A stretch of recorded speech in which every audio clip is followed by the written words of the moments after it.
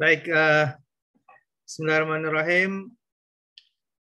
Oke, pagi ini kita akan mengawali perkuliahan kita di semester ganjil ya, 2021-2022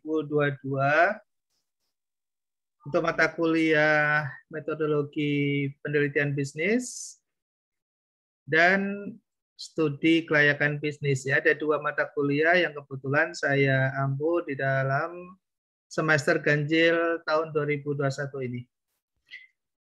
Baik, saudara sekalian, mungkin saya tidak perlu perkenalan ya, karena saya lihat sudah familiar dengan nama ini. Ya, ada Mbak Maudi, ada Mbak Ziva, ada Mas Aminur Rizal, ada Mas Oki, ada Mbak Diva, Priscilla. Ya, semua nama-nama saya sudah kenal.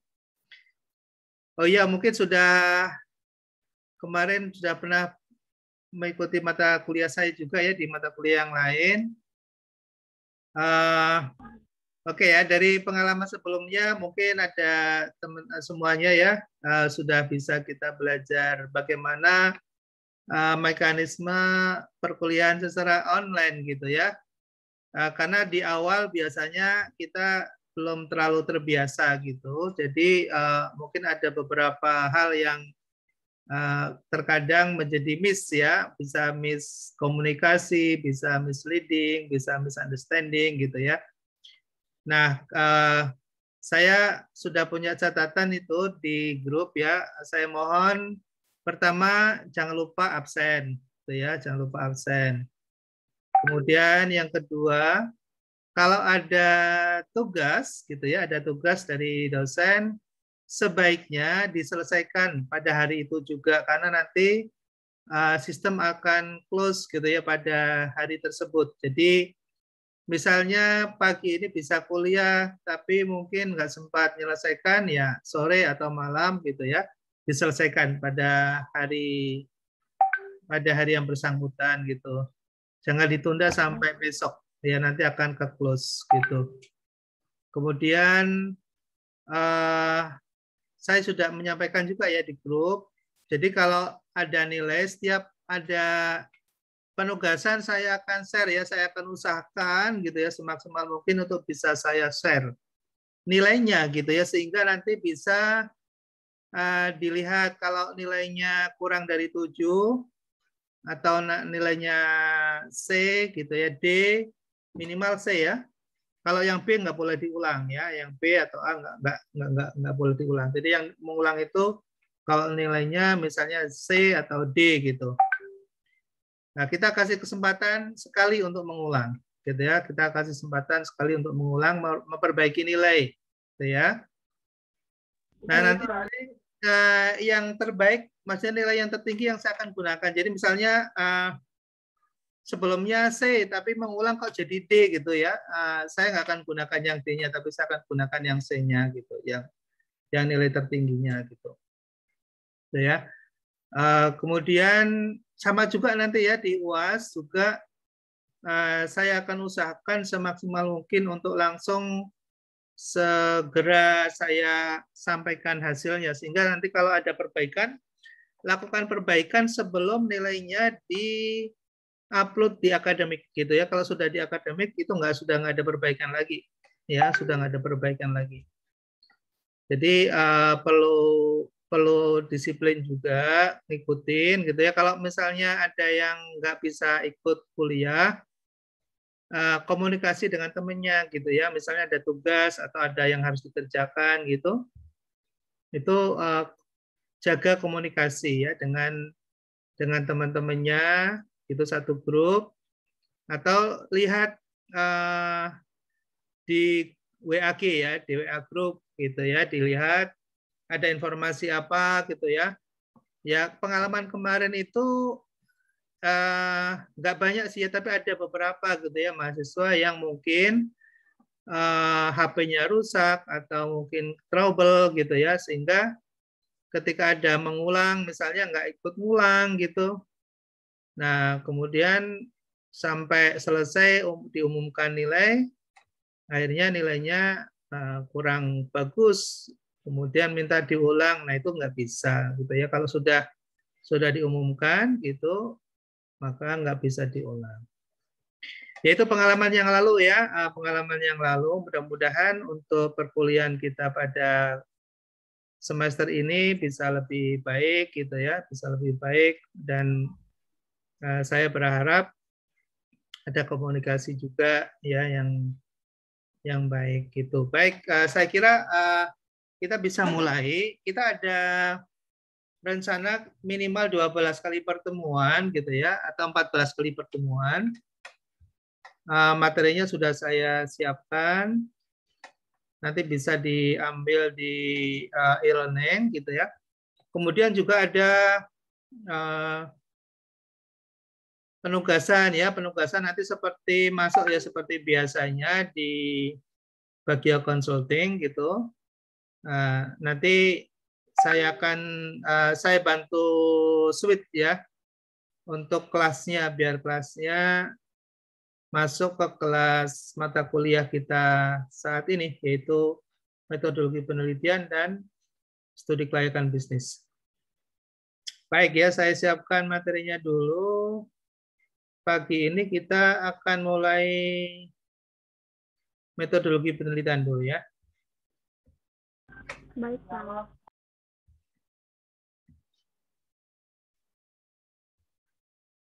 Oke, apakah sudah terlihat ya slide saya? Sudah, Pak. Ya. Sudah, Pak. Baik. Sudah, Pak. Sudah, Pak. Oke, Mbak Feby ada raise hand, ada yang mau ditanyakan, Mbak Feby? Iya, Pak, soal email buat Bagio konsultan itu kita bikin ulang apa nanti ngikut yang kemarin aja, Pak? Oh iya, ngikutin yang kemarin saja, ngikutin yang kemarin. Nanti Terima kasih ya, Pak. nanti saya coba lihat kelasnya aja yang nanti diubah.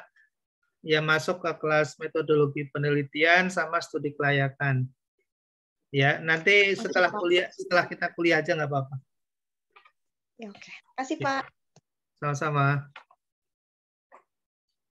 Baik, jadi nanti rencananya kalau tidak ada aral melintang ya, mudah-mudahan diberikan kesehatan, kita ada kesempatan untuk bisa membahas di sebelum UAS, yaitu di UTS ini ada 8 atau 7 kali pertemuan ya. 7 kali pertemuan yang jelas, karena di pertemuan yang ke-8 kita akan ujian tengah semester. Kemudian setelah itu kita akan mulai lagi sampai pada ujian akhir ya, UAS. Nah, topik-topiknya kita akan memahami dari hal yang mendasar, yaitu pengertian, definisi, gitu ya, seperti biasanya. Kemudian ada desain penelitian. Desain penelitian itu hampir sama dengan kita akan menyusun semacam proposal, gitu ya. Kemudian jenis penelitian, kita nanti akan memilih penelitian apa, gitu ya, jenisnya. Kemudian data dan sampel. Jadi kita akan membahas mengenai jenis-jenis data dan metode sampling, gitu ya, metode pengambilan sampel. Kemudian sumber data, kita akan pelajari mengenai sumber-sumber data. Kemudian metode pengumpulan data, gimana cara mengumpulkan data. Kemudian setelah itu kita nanti sebelum ujian tengah semester kita akan bahas mengenai penelitian data primer, ya, penelitian data primer. Nah, di dalam UTS target kita itu menyelesaikan proposal, ya. Jadi tugas kita nanti ada tugas yang melekat ya kepada seluruh mahasiswa. Sebelum ujian tengah semester, ya kita mahasiswa sudah bisa membuat proposal, itu targetnya. Sehingga mulai hari ini, saudara sekalian, ada tugas nanti di akhir hari ini, tidak di akhir kuliah nanti, tapi hari ini berarti hari ini itu bisa sampai nanti malam ya, untuk merenung memikirkan judul dulu, ya, judul. Jadi hari ini sudah memikirkan judul penelitian. Nah, judul penelitian itu nanti apakah nanti akan dijadikan sampai skripsi ya sebagai modal ya, sebagai modal untuk nanti pengajuan proposal biar kita sudah memiliki proposal gitu, atau hanya sekedar untuk latihan juga boleh gitu ya. Jadi silahkan digunakan untuk mempersiapkan diri dalam menyusun, menulis proposal penelitian ya, proposal penelitian. Nah, dalam kaitannya dengan tugas mahasiswa nanti ada proposal skripsi. Jadi nanti biar kita kuliah di metodologi penelitian ini ada hasilnya gitu ya. Tidak hanya sekedar kita mendengarkan Pak Bagio kuliah gitu, tapi ada outputnya yaitu proposal penelitian gitu ya. Nah, nanti setelah itu setelah ujian, nah nanti bisa jadi ujiannya ada dua gitu ya. Ujian presentasi, jadi kalian nanti presentasi gitu ya. Kemudian ada ujian seperti biasa ya untuk mengetahui, mengukur tingkat pemahaman kita gitu ya. Biasanya saya buat dalam bentuk pilihan ganda saja gitu ya. Yang penting prakteknya kalian bisa gitu. Nah, setelah itu baru kemudian setelah ujian tengah semester kita akan perdalam lagi ya bagaimana menganalisa. Jadi nanti kalau sudah jadi proposal dan kita bisa mendapatkan data, gimana cara menganalisanya gitu ya. Bagaimana cara menganalisanya? Gimana format pelaporannya gitu ya. Cara menyusun pelaporannya seperti apa gitu. Ya, nanti selesai itu kita harapkan proposalnya sudah matang gitu ya, dan kemudian ada hasil sementara dari penelitian ya, ada hasil sementara dari penelitian. Hasilnya pasti belum sempurna karena kadang nyusun skripsi aja kan bisa 1 semester sendiri gitu ya.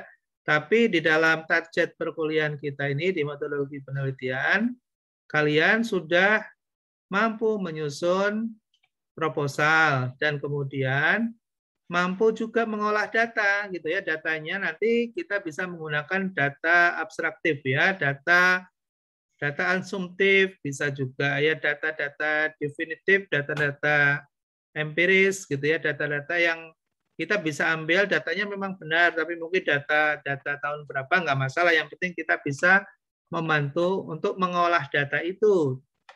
Ya pada saat nanti kalian melakukan penelitian secara langsung untuk penyusunan skripsi nanti sudah punya modal, sudah punya pengalaman gitu.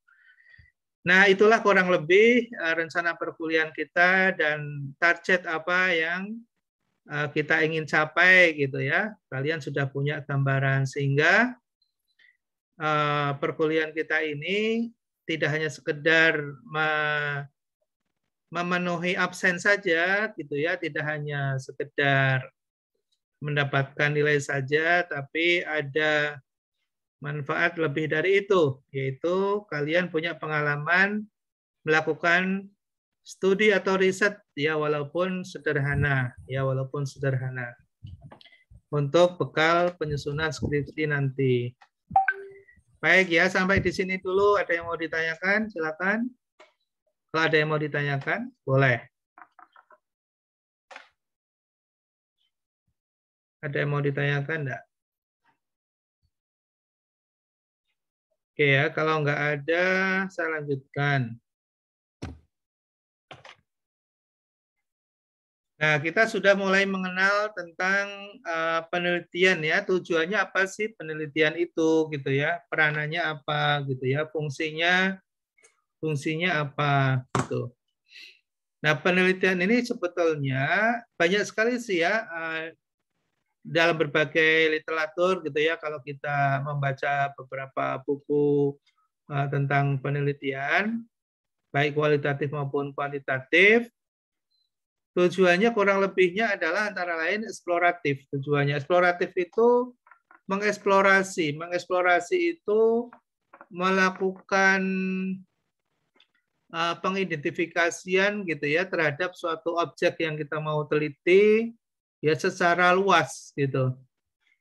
Ya kalau kita contoh sederhana misalnya kita mendatangi suatu tempat yang baru gitu ya, satu tempat yang baru, destinasi baru kita datangi, biasanya yang terlihat di depan mata kita kan ada evidence, physical evidence ya, ada sesuatu yang bisa kita lihat dalam kasat mata kita gitu ya, misalnya rumah-rumahnya gitu ya, view pemandangannya gitu ya, itu yang bisa kita lihat secara kasat mata. Tapi kalau kita mau bicara eksploratif misalnya, maka kita akan melihat secara lebih dalam sebetulnya yang ada di situ itu apa saja gitu ya.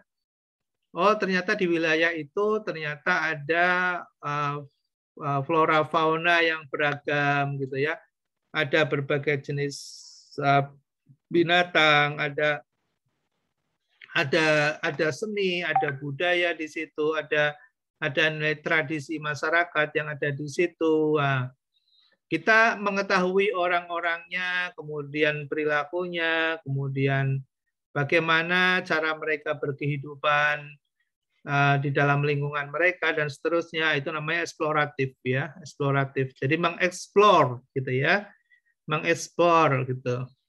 Ada verifikatif ya, verifikatif itu melakukan verifikasi. Jadi kita sebetulnya sudah ada informasi terlebih dahulu gitu ya. Misalnya ini ada kebiasaan misalnya di masyarakat Jawa misalnya. Di Jawa itu ada tradisi-tradisi tertentu yang biasa dilakukan oleh masyarakat gitu ya, masyarakat lokal. Misalnya dari mulai mereka ada kelahiran, misalnya ada masyarakat ada merayakan kehamilan ya ibu-ibu, misalnya ibu-ibu muda gitu. Ya ada 7 bulanan gitu ya.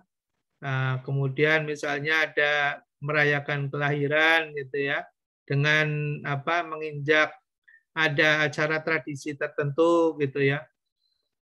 Kemudian ada misalnya masa apa kalau tanggal 1 Suro ada perayaan ya, 1 Suro itu 1 Muharram ada perayaan gitu.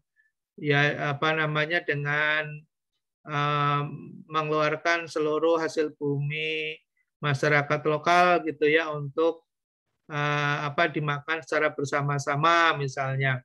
Nah, verifikatif itu gimana? Verifikatif itu kita memverifikasi betul nggak sih gitu ya. Oh katanya begitu. Oh, nah kita coba kita lihat ya, kita buktikan, kita lihat. Jadi ada pembuktian verifikatif itu.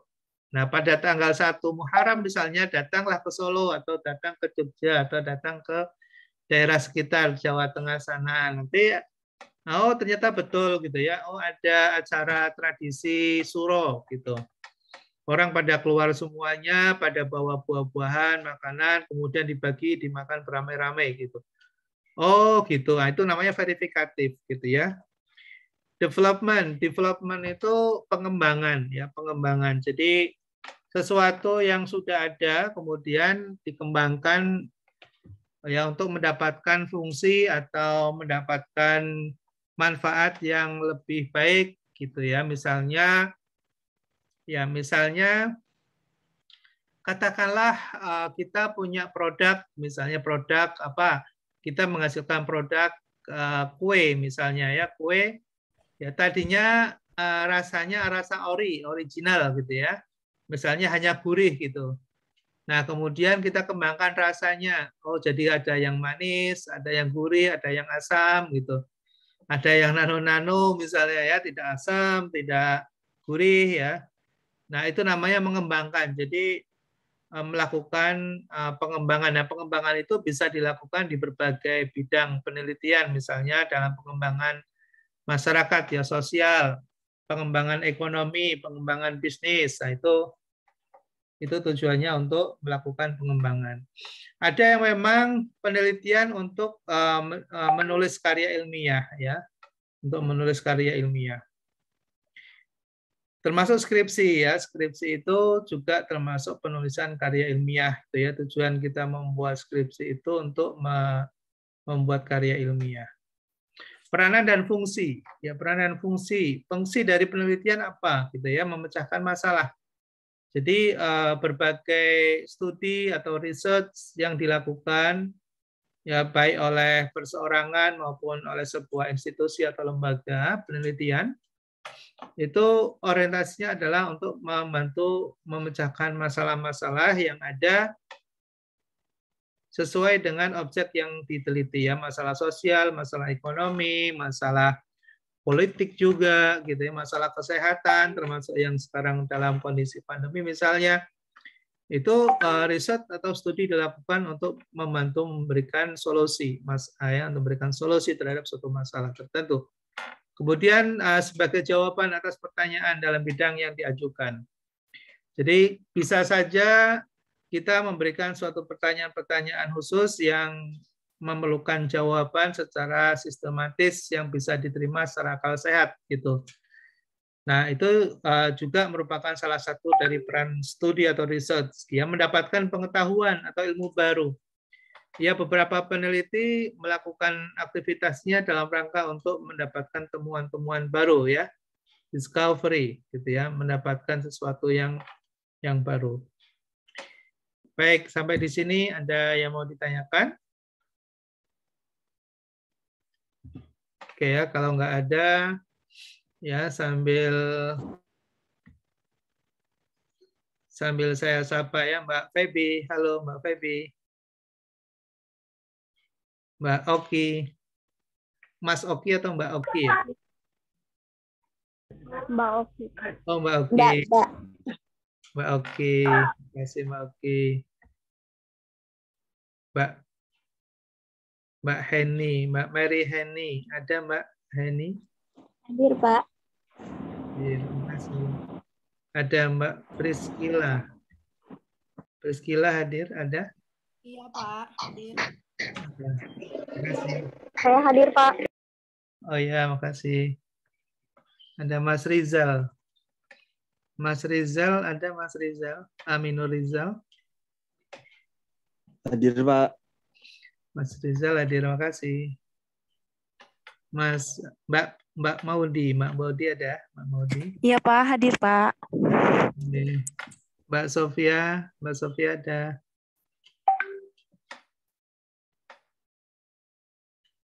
Halo, Mbak Sofia ada?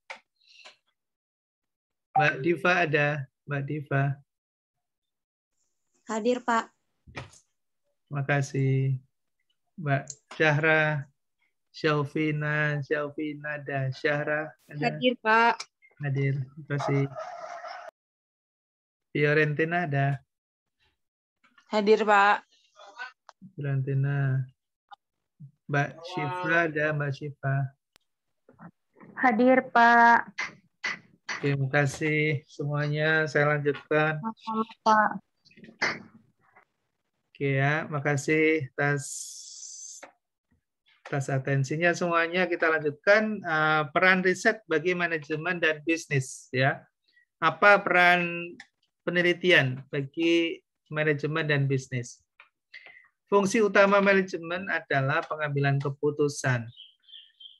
Nah, kita sebetulnya sedang melakukan dari aktivitas manajerial sebetulnya. Karena di dalam keputusan manajemen yang berbasis ya pada akal sehat gitu selalu berlandaskan pada fakta ya, pada data dan fakta. Nah, studi atau riset itu salah satu dari instrumen atau alat manajemen yang bisa digunakan dalam proses pengambilan keputusan. Terutama keputusan-keputusan bisnis gitu ya. Karena bisnis itu kan tujuannya untuk mendapatkan keuntungan. Jadi kalau kemudian kita mengambil keputusan tidak tepat gitu akan berdampak pada kerugian ya, loss. Nah, agar benar apa yang diputuskan, maka perlu ada studi atau research agar kita mendapatkan informasi secara benar. Nah, fitur dari penelitian ya fitur utama penelitian atau pendekatan dalam penelitian itu ada dua ya, bisa menggunakan pendekatan kualitatif, bisa juga dengan melakukan pendekatan kuantitatif. Nah, kalau penelitian yang berbasis pada pendekatan kualitatif ya lebih kepada bagaimana kita mendapatkan informasi gitu ya, informasi secara benar atas suatu objek yang kita teliti ya dengan menyajikan penelitian secara deskriptif gitu ya. Jadi kita misalnya gini ya, kita ingin mengetahui atau kita ingin tahu gitu ya, ingin tahu yang namanya Feby Ardianti misalnya dengan misalnya Oki Jeremy Wasahwa misalnya. Mbak, dari namanya sudah berbeda gitu ya. Jadi namanya sudah berbeda, mestinya orangnya juga berbeda gitu. Nah, hal yang bisa kita bedakan biasanya secara fisik gitu ya, wajahnya gitu ya. Ada yang wajahnya agak bulat ya, ada yang oval misalnya ya. Ya, dari sisi fisik aja sudah bisa kita bedakan. Nah, kemudian kita bisa menulis itu, ya menulis Mbak Feby itu warnanya apa berkulit kulit kuning langsat misalnya, berwajah agak kebulatan misalnya, berambut lurus misalnya ya. Kemudian ya ciri-ciri secara fisik ya ditulis secara deskriptif gitu ya. Nah, kalau Mbak Oki itu bagaimana? Oh, Mbak Oki agak oval wajahnya, rambutnya agak sedikit bergelombang gitu ya. Kemudian, nah nanti dari ciri-ciri itu nanti akan bisa membedakan orang tanpa kenalan dengan Mbak Feby itu sudah langsung bisa berimajinasi ya, bisa membayangkan kalau Mbak Feby itu kurang lebih mungkin seperti ini wajah. Belum nggak kelihatan fotonya, coba dideskripsikan gitu ya, dideskripsikan dalam sebuah tulisan gitu. Nah, seperti kita misalnya membaca cerita novel atau kita membaca cerita fiksi misalnya, cerita non fiksi misalnya, menggambarkan tentang seseorang, kadang kita berimajinasi ya dari cerita itu. Nah, walaupun untuk novel itu ada juga yang sifatnya adalah sebuah studi atau riset, ada yang sifatnya hanya imajinasi, tapi cara pengungkapannya itu kualitatif gitu ya, kualitatif gitu. Jadi berupa simbol, berupa kata-kata gitu ya, berupa gambar gitu. Itu kualitatif namanya ya. Sumber datanya kualitatif, kemudian disajikan secara deskriptif.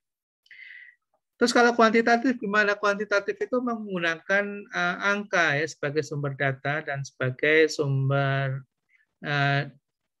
output atau proses yang dilakukan juga menggunakan pendekatan matematik dan statistik gitu ya kalau kuantitatif. Jadi angka-angka gitu. Angka-angka. Ya, mudah-mudahan sudah ada gambaran bedanya. Nah, penelitian itu sendiri ya, penelitian itu sendiri dari kata research ya, research. Ada dua kata ya, di situ ada re, ada search ya. Re kembali, search itu mencari gitu ya, mencari kembali. Sebetulnya dalam penelitian itu kan sudah ada gitu ya. Sesuatu yang sudah ada, tapi kemudian kita tarik kembali, kita coba kenali lagi, kita ketahui lebih dalam, dan kemudian kita temukan sesuatu yang sebenarnya. Itulah research ya. Nah, penelitian memiliki pengertian dasar tadi yang mencari tadi. Sehingga kita perlu hati-hati agar apa yang kita temukan itu benar. Ya, apa yang kita temukan itu benar. Ya. Nah, metode untuk menemukan kembali ya suatu kebenaran itu dapat diperoleh melalui proses ilmiah. Tapi ada juga yang melalui proses non ilmiah gitu. kok bisa ya menemukan suatu kebenaran melalui proses yang non ilmiah? Ya bisa juga ya, karena banyak sumber yang bisa memberikan informasi.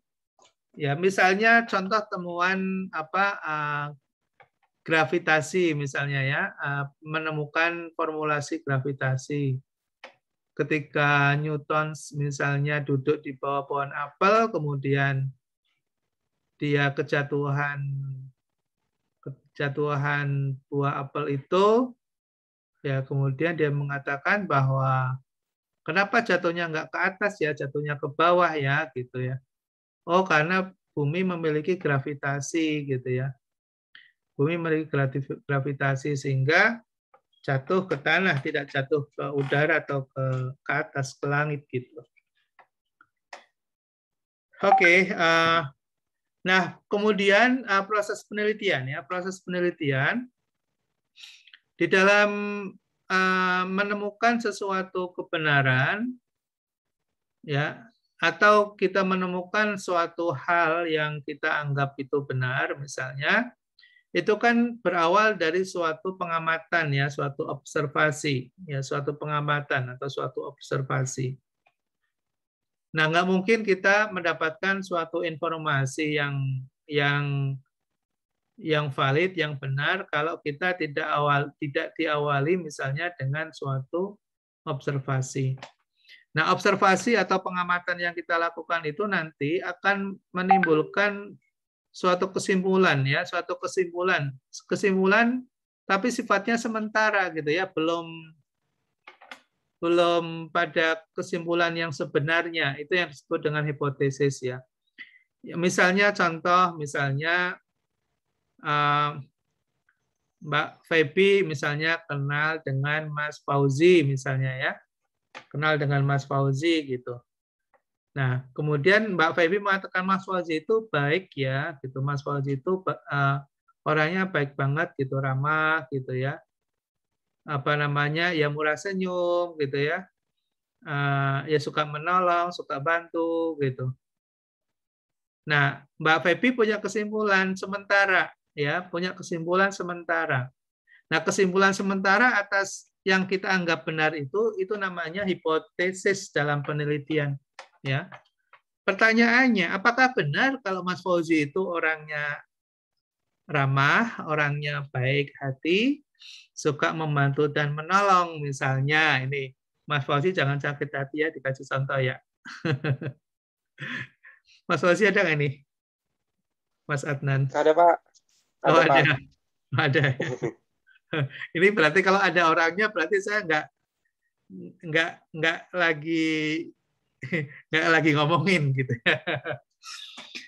Ngomongin itu bahasanya apa? Kalau orang Jawa bilang belendengi gitu ya. Nggak ada orangnya diomongin gitu. Nah, misalnya gini nih, Mbak Feby kenal sama Mas Fauzi. Nah, kesan-kesan itu menjadi sebuah kesimpulan gitu ya. Nah, kesimpulan sementara itu dalam penelitian namanya hipotesis. Nah, terus gimana dong cara membuktikan kalau Mas Fauzi itu baik? Ya. Nah, bisa dengan berbagai cara gitu ya untuk mengetahui apakah benar Mas Fauzi itu orangnya baik atau enggak gitu ya. Banyak cara. Nah, cara untuk melakukan pembuktian itu gitu ya, itu namanya analisis. Jadi kan tadi punya kesimpulan sementara gitu ya, Mas Fauzi baik gitu. Apakah benar baik? Nah, dilakukan analisis. Nah, untuk menganalisis itu butuh alat-alat yang perlu digunakan gitu ya untuk pembuktian itu. Misalnya apa? Misalnya kalau zaman sekarang nih bisa lihat di berbagai medsosnya ya, dari komentarnya, dari hal-hal yang diucapkannya di WA, ada yang ada di Twitter, ada yang di Instagram, ada yang di Telegram, ada yang di Facebook gitu ya, banyak banget gitu ya. Coba lihat apa komentar-komentar dia, apa yang dia lihatkan foto-fotonya gitu ya. Ya, ternyata gitu ya. Oh, Mas Fauzi ini ternyata lingkungannya di dekat pondok pesantren. ketemu sama anak-anak yatim. Oh, ternyata dia kalau hari Jumat bagi-bagi sedekah gitu ya. Oh, ternyata Mas Fauzi ternyata juga anak yatim juga, ternyata lihat dari biografinya di Facebook gitu ya.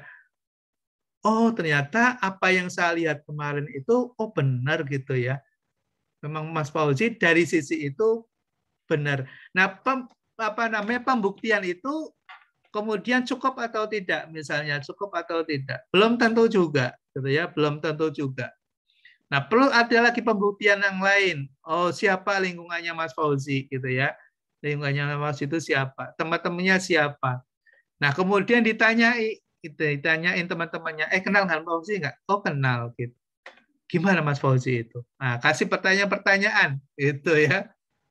Oh, Mas Fauzi itu bagus, baik banget, suka nolong gitu ini. Nah, semakin meyakinkan lagi gitu ya. Nah, itu namanya menganalisis. Jadi kita menggunakan alat apa? Oh, menggunakan alat media sosial untuk mengetahui seseorang dengan melihat teman-temannya, lingkungannya, gitu ya. Kemudian melihat keluarganya, misalnya dilihat keluarganya, misalnya. Nah, itu namanya proses analisis. Ya, analisis itu pembuktian tadi ya, pembuktian terhadap kesimpulan sementara tadi gitu ya. Nah, kemudian membangun teori. Membangun teori. Nah, dari misalnya contoh ya, itu kan tadi contoh gitu ya. Nah, kok ada teori membangun teori? Oh, ternyata gitu ya, bahwa karakter seseorang itu misalnya dipengaruhi oleh lingkungan keluarganya. Oh, dipengaruhi oleh lingkungan terdekatnya, saudara-saudaranya, tetangganya. Oh, dipengaruhi oleh pendidikannya, gitu ya. Dia pendidikannya di mana, gitu ya. Oh, ternyata perilaku seseorang itu dipengaruhi pada tujuan hidupnya, gitu ya. Nah, itu membangun teori tuh, ya. Dari satu kasus tadi ya, dari kasus tadi Mas Fauzi tadi. Yang awalnya itu adalah baru ketemu, kemudian punya kesimpulan sementara, kemudian lakukan verifikasi gitu ya, eksplorasi tadi ya, penelitiannya kita eksplor gitu ya, siapa Mas Fauzi itu gitu, memang eksplor namanya itu, kemudian melakukan verifikasi, diverifikasi itu ya, dibuktikan gitu. Nah, itu baru satu ya, satu. Oh, ternyata Mas Fauzi itu baik karena didukung keluarganya, karena ada lingkungannya yang bagus, dia pendidikannya ada pembekalan agama yang baik gitu ya. Sehingga muncullah sosok namanya Adnan Fauzi gitu, yang orangnya baik hati, suka membantu gitu, dan seterusnya gitu ya. Nah, kemudian itu belum bisa menjadi sebuah kesimpulan teori karena baru satu kasus gitu ya. Nah, kemudian kasus yang lain, cari orang yang mungkin orang ini kok kenapa ya hidupnya di jalan, suka ganggu orang gitu ya. Kemudian hidupnya tidak teratur gitu ya. Nah, ketahui di medsosnya, dicari gitu. Tak. Oh, karena ini. Oh, ternyata ya aduh sayang banget ini dia dari broken home gitu ya, keluarganya pecah, kemudian ayahnya tidak memedulikannya, kemudian dia berada di lingkungan yang tidak sesuai gitu ya, di jalan ketemu dengan orang ini, kemudian akhirnya dia tidak punya tujuan hidup, kemudian dia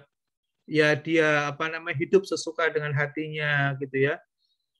Nah, kemudian ada dua case gitu ya. Nah, apakah ternyata orang yang urakan dan ini karena faktor ini ya, keluarga, karena faktor lingkungan, karena tidak ada pendidikan yang baik gitu ini. Oh, itu. Nah, itu sudah mulai muncul Anda sedang membangun sebuah teori. Anda sebetulnya sedang menemukan sesuatu gitu. Oh, bahwa hidup seseorang itu dipengaruhi sekali ya dengan kehidupan keluarga terkecilnya, kemudian lingkungannya, pendidikannya, gitu ya. Nah, contohnya apa kasusnya? Kasusnya ini ada orang baik, ada orang yang tidak baik, gitu. Nah, apakah itu sudah terbukti? Belum tentu. Tapi Anda sudah bisa mengembangkan sebuah teori bahwa kesimpulan sementara itu bahwa perilaku seseorang itu dipengaruhi oleh faktor A, B, C, D. Nah, itu membangun teori. Anda sudah membangun teori. Ya. Nah, kemudian apakah itu benar gitu ya? Kalau perilaku seseorang itu dipengaruhi oleh keluarganya gitu ya, oleh lingkungannya, oleh pendidikannya, oleh tujuan hidupnya misalnya. Nah, nanti ada orang lain lagi ya yang akan menguji teori Anda itu gitu ya, akan menguji teori Anda itu. Itu namanya hipotesis baru. Saya coba uji benar nggak ini gitu ya. Kemudian cari sampel. Ya, cari sampel pada beberapa orang gitu ya dengan perilaku kehidupan yang berbeda-beda gitu. Ya, kemudian diamati. Ini kok ada saya ketemu ustadz misalnya. Saya ketemu ustadz. Ustadz itu kan profil yang bagus gitu ya. Profil yang bagus. Itu kalau menurut teorinya Mbak Feby yang meneliti itu, ini pasti dari keluarga yang bagus, pendidikannya bagus, misalnya, kemudian dia dapat lingkungan yang bagus gitu. Nah, itu kan hipotesisnya Mbak Feby tadi ya, yang muncul teori yang sekarang sedang mau saya uji, benar nggak sih? Setelah saya wawancarai itu Ustadz, ternyata dulu itu Ustadz adalah preman gitu. Preman gitu. Dari keluarga broken home gitu. Di lingkungan yang tidak tepat lagi, hidup di jalan. Tapi kok bisa berubah ya? 180 derajat gitu. Ini kenapa ini? Nah, muncullah hipotesis baru gitu ya. Nah, itulah studi. Terus nanti akan berputar terus. Oh, ternyata ini ada temuan baru lagi. Oh, kenapa ini bisa berubah? Oh, karena ini berubah karena ternyata dia menemukan sesuatu keajaiban dalam hidupnya. Misalnya dia yang ceritanya dia hampir putus asa dan hampir mengakhiri hidupnya, tapi ditolong oleh seorang nenek tua renta gitu yang tidak sebetulnya sama-sama tidak berdaya gitu ya, tapi dengan kasih sayang si nenek tua tadi dia disadarkan ya bahwa hidup itu ada harapan, hidup itu adalah kebaikan. Nah, oh ternyata ada suatu temuan baru lagi gitu. Nah, itulah penelitian itu terus berkembang gitu ya, berkembang.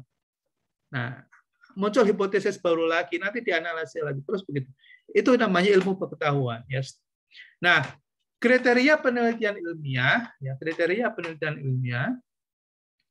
kriteria menentukan untuk rendah tingginya mutu ilmiah itu dari sisi mana. Nah, kita kan tadi cerita penelitian sosial, tadi itu sebetulnya penelitian sosial ya.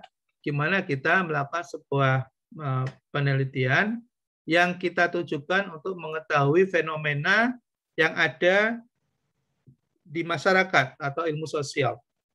Nah, kemampuan memberikan pengertian yang jelas tentang masalah yang diteliti. Jadi kalau kita mau melakukan sebuah penelitian, ya kita harus memahami ya secara jelas ya masalah yang kita teliti itu apa. Kemampuan untuk meramalkan sampai di mana kesimpulan yang sama dapat dicapai apabila data yang sama ditemukan di tempat atau waktu yang lain. Maksudnya apa? Maksudnya kita ketika melakukan penelitian itu sebetulnya kita sudah memiliki sebuah jawaban gitu ya. Memiliki jawaban dan kemudian kita bisa uji jawaban itu dimanapun kita berada. Maksudnya apa? Maksudnya tadi kan Mbak Feby ceritanya ingin mengetahui profil dari seseorang gitu ya. Nah, itu sebetulnya Mbak Feby sudah punya hipotesa, punya dugaan sebetulnya, punya dugaan. Nah, dugaan itu yang nanti kemudian mau diuji, ya benar apa enggak, gitu ya dugaan itu. Nah, ketika mau melakukan pengujian itu tidak dibatasi oleh waktu, bisa kita lakukan di mana saja. Sifat penelitian itu bisa pasif, bisa aktif. Ya, bisa pasif, bisa aktif. Maksudnya apa? Bisa pasif, bisa aktif. Ya, pasif itu kita melakukan penelitian, ya. Pasif bisa dari sisi objeknya, ya. Pasif bisa juga dilihat dari sudut pandang prosesnya, gitu ya. Aktif juga begitu, ya. Aktif juga begitu. Itu sifat penelitian. Maksudnya apa sih kok ada yang aktif dan pasif? Contoh misalnya kita mau melakukan penelitian terhadap suatu objek yang tidak aktif. Contohnya apa? Biasanya di bidang science, ya, di bidang science. Kalau di bidang sosial atau ekonomi itu aktif sifatnya, dia akan berubah terus. Kalau yang pasif itu misalnya kita ingin meneliti unsur-unsur batu misalnya, unsur-unsur batu itu terdiri apa? Oh, ada magnesium gitu ya. Oh, di situ ada sulfur gitu ya. Oh, ada itu pasif kita, ya, penelitian pasif. Karena batu apa? Karena batu itu tidak berubah, dia seperti itu gitu ya. Nah, posisi penelitian pada umumnya menghubungkan apa? Menghubungkan antara keinginan manusia, permasalahan yang timbul, ilmu pengetahuan, dan metode ilmiah. Jadi menghubungkan antara keinginan atau kebutuhan manusia, permasalahan yang dihadapinya, kemudian pengetahuan yang ada pada saat itu, serta metode ilmiah atau metode yang digunakan untuk memecahkan masalah tersebut. Gitu ya. Nah, ciri-ciri penelitian ilmiah itu di mana? Karena ada penelitian ilmiah dan non-ilmiah kan, gitu ya. Kalau yang non-ilmiah itu dia tidak menggunakan proses, ya. Jadi temuannya itu karena misalnya temuan yang tidak disengaja misalnya ya. Nah, kalau ilmiah itu dilakukan secara sistematis, ya, tahapannya jelas. Itu bedanya di situ ya, dari prosesnya. Nah, kalau yang ilmiah itu ada ciri-cirinya, purposiveness. Jadi dia punya tujuan. Jadi memang dia punya tujuan gitu. Rigor, teliti, memiliki dasar teori, desain, metodologi. Jadi memiliki dasar-dasar teori. Misalnya kita ingin meneliti tentang ekonomi di suatu daerah misalnya. Maka kita harus punya dasar teori tentang ekonomi mikro dan ekonomi makro. Karena kita ingin meneliti suatu kondisi ekonomi di daerah. Ekonomi di daerah berarti ada pelaku-pelaku ekonomi gitu ya. Nah, pelaku-pelaku ekonomi itu tinjauannya adalah ekonomi mikro gitu ya. Tapi dipengaruhi oleh kondisi makro. Ya, apa itu kondisi makro? Oh, ada inflasi, ada nilai tukar di situ. Oh, ternyata juga ada tingkat pendapatan yang berbeda. Kemudian ada permintaan dan penawaran. Nah, itu teori-teori yang menjadi dasar pada saat dia mau melakukan penelitian itu sudah dimiliki. Sama dengan ketika Anda nanti mau membuat sebuah penelitian atau skripsi. Anda harus tahu dasar-dasar teorinya ya. Misalnya mau melakukan penelitian di bidang pemasaran, Anda harus tahu tentang pemasaran itu apa. Harus tahu tentang manajemen pemasaran itu apa. Prinsip-prinsip pemasaran apa. Misalnya pemasaran gitu ya. Jadi harus tahu teorinya. Kalau tidak tahu nggak akan bisa melakukan penelitian. Testability itu apa? Testability itu bisa dilakukan pengulangan, dites ulang. Misalnya dia mengatakan bahwa perilaku seseorang itu dipengaruhi oleh faktor pendidikan misalnya. Benar nggak? Bisa dites ulang nggak hasilnya? Gitu ya. Caranya bagaimana? Ya, jadi bisa dites ulang, testability. Replicability artinya apa? Bisa dilakukan di tempat yang lain, bisa direplikasi, ya, bisa direplikasi. Misalnya studi dilakukan di Depok, misalnya. Nah, bisa nggak itu dilakukan misalnya di Tangerang, misalnya? Bisa nggak di Bogor? Nah, objectivity. Jadi objektif, tidak subjektif ya. Jadi objeknya berdasarkan dari suatu objek tertentu dan dilakukan secara objektif. Bukan karena like and dislike ya, bukan karena suka atau tidak suka, bukan karena perasaan atau ya, tapi secara objektif ya, apa yang diteliti itu ya disitulah dia akan temukan kebenarannya. Generalizability, jadi bisa di-generalisir ya, bisa diikuti oleh yang lain. Precision, parameternya jelas ya, alat ukurnya jelas. Ya, alat ukurnya jelas. Kemudian parsimoni, bahwa dia tidak berdiri sendiri ya, dia suatu studi atau riset itu terhubung dengan hal-hal lainnya. Dia memahami dan menyadari itu ya, sehingga dia punya asumsi-asumsi. Makanya dalam penelitian itu selalu ada asumsi. Ya, asumsi apa? Misalnya saya mau meneliti tentang perilaku konsumen. Nah, perilaku konsumen itu sangat banyak sekali gitu ya.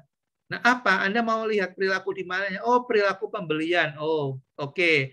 Berarti Anda bicara tentang perilaku pada saat seseorang itu mengambil keputusan untuk membeli.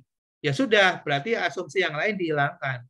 Asumsinya adalah perilaku pembelian saja. Itu parsimoni.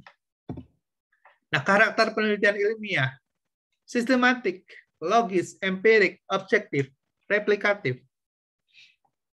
Apa maksudnya? Penelitian ilmiah itu sistematik, jadi urutannya jelas. Jadi mulai dari latar belakang, jadi latar belakang masalah. Jadi Anda mengetahui dulu masalahnya apa, gitu ya. Kemudian setelah itu Anda membuat rumusan masalah, dirumuskan dulu masalahnya. Kemudian bikin tujuannya, tujuan penelitiannya apa, gitu ya. Nah, kemudian Anda bikin batasannya biar nggak kemana-mana. Anda straight forward kepada tujuan, maka Anda punya batasan-batasan, skupnya, ruang lingkupnya apa, baru kemudian Anda punya hipotesis. Saya punya hipotesis begini, asumsinya begini, saya punya hipotesis begini. Gitu. Nah, setelah punya hipotesis, baru kemudian bicara tentang teori-teori yang mendukung itu. Kenapa Anda membuat dugaan seperti itu? Oh, karena teori mengatakan A, B, C, D. Oke. Terus gimana dong cara menyelesaikannya? Baru bicara tentang metodologi. Bagaimana cara melakukan pembuktiannya? Butuh metodologi. Nah, setelah ada metodologi ditentukan, pendekatannya gimana, menganalisisnya bagaimana, alat-alat yang mau digunakan dalam analisisnya apa saja, itu dibuat dulu dalam metodologi, baru kemudian dibahas sesuai dengan metodologi yang sudah dibuat tadi, dibahas. Hasil bahasan itu yang namanya analisa, baru kemudian mendapatkan sebuah kesimpulan studi, kesimpulan riset gitu. Maka apa? Logis, ya logis, masuk akal. Apa yang disampaikan itu terstruktur, logis, ya tidak mengada-ngada. Empirik, berdasarkan dari data-data tadi, ya empiris. Objektif, ya sesuai dengan kondisi data dan fakta yang ada. Replikatif, tadi bisa diulang. Jadi ketika Anda melakukan hasilnya A, orang lain ketika melakukan hasilnya pasti A juga. Pasti A juga, ya karena standar metodologinya sama, objek yang diteliti sama, itu namanya replikatif, gitu ya. Kalau ada objeknya sama, ruang lingkupnya sama, metodologinya sama, hasilnya berbeda, berarti namanya bukan replikatif. Itu namanya bukan penelitian ilmiah namanya. Gitu ya. Nah, berdasarkan hasil alasan yang diperoleh, maka penelitian bisa disebut dengan basic research. Yang kedua, applied research. Ya, basic research berarti kita penelitian dasar gitu ya untuk meneliti hal-hal yang sifatnya saintis gitu ya. Kalau applied itu kita meneliti untuk diaplikasikan hasilnya. Contohnya apa? Contohnya studi kelayakan nanti kalau Anda mau belajar studi kelayakan. Itu salah satu dari studi, namanya aja feasibility study ya. Jadi studi kelayakan itu adalah applied research. Bagaimana meneliti kemudian mau diaplikasikan dalam sebuah bisnis atau dalam sebuah atau bidang-bidang tertentu lainnya. Ya. Nah, berdasarkan bidang yang diteliti ada namanya penelitian sosial. Ya, tadi ketika kita cerita tentang objeknya adalah Mas Adnan Fauzi, itu namanya penelitian sosial. Ya, melihat ciri-ciri, menentukan ciri-ciri, kemudian membuat kesimpulan. Ya, dan kemudian kita uji, itu namanya penelitian sosial. Penelitian eksakta itu nah, kalau pertanyaannya, kalau penelitian ekonomi itu masuk di bidang mana, sosial atau eksak gitu. Ada yang jawab? Bisa jawab nggak? Kalau penelitian ekonomi bisnis itu maksudnya apa? Penelitian sosial atau eksakta? Halo, Mas Calvin ada? Halo, Mbak Sofia. Penelitian sosial, Pak. Penelitian sosial. Manajemen bisnis. Oke. Yang jawab siapa ya? Kok nggak kelihatan ya? Fiorentina, Pak. Fiorentina. Oke, Mbak Fiorentina. Kalau penelitian ekonomi menurut Mbak Fiorentina adalah penelitian sosial ya, Mbak ya? Penelitian sosial. Iya, manajemen bisnis kan, Pak. Kalau manajemen bisnis. keuangan kayaknya penelitian eksakta. Ya. Oke ya, nggak apa-apa. Ya, kalau di dalam ranah besarnya, di dalam bidang keilmuan, ya memang dibagi dua ya. Ada penelitian sosial dan penelitian eksakta gitu ya. Nah, kalau ekonomi, ya ekonomi banyak masuk ke ranah sosial memang ya, ranah sosial. Nah, cuma nanti pendekatannya walaupun sosial bisa pendekatan kuantitatif gitu ya. Jadi pendekatannya walaupun sosial, penelitian sosial, tapi bisa hampir sebagian besar menggunakan pendekatan kuantitatif gitu ya. Kenapa? Karena di dalam bisnis itu kan seperti yang kita pernah cerita gitu ya. Bisnis itu tujuannya adalah untung, laba gitu. Nah, laba sendiri itu kan merupakan angka. Ya, laba itu kan angka. Labanya berapa? 2 juta, 3 juta, 4 juta. Itu kan angka gitu ya. Bukan sesuatu yang abstrak, ya, tapi angka. Nah, laba itu berasal dari mana? Laba itu berasal dari hasil pendapatan dikurangi dengan biaya yang nilai selisihnya adalah positif. Nah, biaya itu juga angka juga. Berapa yang dikeluarkan? 2, 3, 4 juta, 2 juta. Itu biaya gitu angka juga. Jadi bisnis itu sebenarnya pendekatannya menggunakan pendekatan kuantitatif ya, bukan kualitatif gitu. Nah, kalau bicara dari sisi pendekatan, tapi kalau jenisnya bisa penelitian sosial. Nah, berdasarkan tempatnya, ya tempatnya kalau kita mau teliti misalnya, tempatnya di mana? Oh, kita akan riset lapangan ya, maksudnya kita akan mendapatkan data dari bukan dari laboratorium, gitu ya, bukan dari perpustakaan, tapi di wilayah yang terbuka, maka disebut dengan field research. Tapi kalau kita hanya menggali berbagai kepustakaan saja tanpa kita melakukan survei, maka itu library research. Nah, ada laboratory research ini untuk penelitian eksakta, ya, laboratorium, penelitian laboratorium. Bisa nggak penelitian sosial dengan laboratorium? Bisa juga, ya, tapi jarang dilakukan. Nah, berdasarkan teknik yang digunakan ada survei tadi. Survei ada yang eksperimen. Nah, biasanya untuk field research menggunakan survei. Menggunakan teknik-teknik survei gitu ya. Kalau eksperimen kebanyakan laboratory atau library research gitu. Kebanyakan laboratory research tekniknya. Nah, kemudian kualitas peneliti. Seorang peneliti yang baik itu adalah dia objektif ya, fleksibel, telaten, imajinatif ya, dia tulus, nothing tulus ya, dia tidak ada personal interest ya, dia tidak ada interest pribadi gitu. Benar-benar dia ingin mendapatkan sesuatu kebenaran dari apa yang dia lakukan itu. Baik, demikian saudara sekalian perkuliahan kita pada pagi hari ini. 1,5 jam berjalan, dan berikutnya nanti saya siapkan ya untuk untuk mengevaluasi pemahaman ya, mengevaluasi pemahaman materi kita pada hari ini. Untuk yang studi kelayakan, kalau ada yang ingin dapatkan materinya sudah bisa. Kalau yang ingin dapat tatap mukanya nanti malam saya siapkan Zoom ya, dalam bentuk Zoom juga. Baik, terima kasih. Kalaupun ada yang belum bisa, saya coba akan siapkan dalam bentuk video juga nanti biar bisa diulang kembali ya.